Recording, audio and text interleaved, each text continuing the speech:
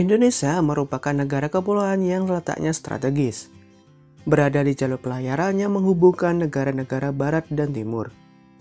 Berlabuhnya kapal-kapal dagang berbagai bangsa membuat masyarakat Indonesia tidak dapat menghindar dari pengaruh luar. Faktor lainnya adalah alam, seperti pola angin musim yang berubah setiap 6 bulan sekali. Hal ini memudahkan kapal-kapal dagang tersebut singgah di Indonesia dalam waktu cukup yang lama. Hubungan dagang antara Indonesia dan India diawali sejak tahun 1 Masehi. Hubungan perdagangan ini diikuti pula dengan hubungan kebudayaan seperti agama, sistem pemerintahan, sosial, dan budaya sehingga terjadilah percampuran kebudayaan di antara dua bangsa tersebut. Hubungan itu membuat bangsa Indonesia mengenal agama Hindu dan Buddha. Hal yang menyenangkan hati banyak sekali, bahkan kalau kita bermimpi sekarang. Proses masuknya agama Hindu-Buddha di Indonesia. Berikut beberapa teori atau hipotesis terkait proses masuknya agama dan kebudayaan Hindu ke Indonesia. Yang pertama, teori Brahmana. Teori yang menyatakan bahwa masuknya Hindu-Buddha ke Indonesia dibawa oleh para Brahmana atau golongan pemuka agama dari Hindia. Teori ini dilandaskan pada prasasti-prasasti peninggalan kerajaan Hindu-Buddha di Indonesia pada masa lampau yang hampir semuanya menggunakan huruf Pallawa dan bahasa Sanskerta. Di India, aksara dan bahasa ini hanya dikuasai oleh golongan Brahmana. Karena di Indonesia banyak ditemukan huruf Pallawa dan bahasa Sanskerta, maka dari itu berdasarkan teori ini kaum Brahmana lah yang membawa agama Hindu-Buddha di Indonesia. Teori ini pun diragukan kebenarannya. Alasannya para pendeta Hindu itu pantang menyeberangi sebuah lautan. Teori Waisa oleh N.J. Krom.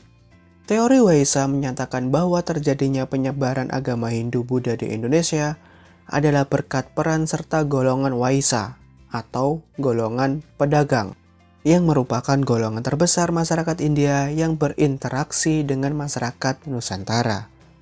Dalam teori ini, para pedagang India dianggap telah memperkenalkan kebudayaan Hindu-Buddha pada masyarakat lokal ketika mereka melakukan aktivitas perdagangan. Teori Waisa juga diragukan kebenarannya, karena jika para pedagang yang berperan menyebarkan agama ini, maka pusat kebudayaan Hindu-Buddha terdapat di sekitar daerah perdagangan. Misalnya, pelabuhan. Pada nyatanya, pengaruh Hindu-Buddha banyak di wilayah pendalaman, dengan bukti ditemukan kerajaan-kerajaan Hindu-Buddha di pedalaman Jawa. Teori Ksatria. Menurut teori ini, pada masa lampau, Hindia sering terjadi perang antar golongan.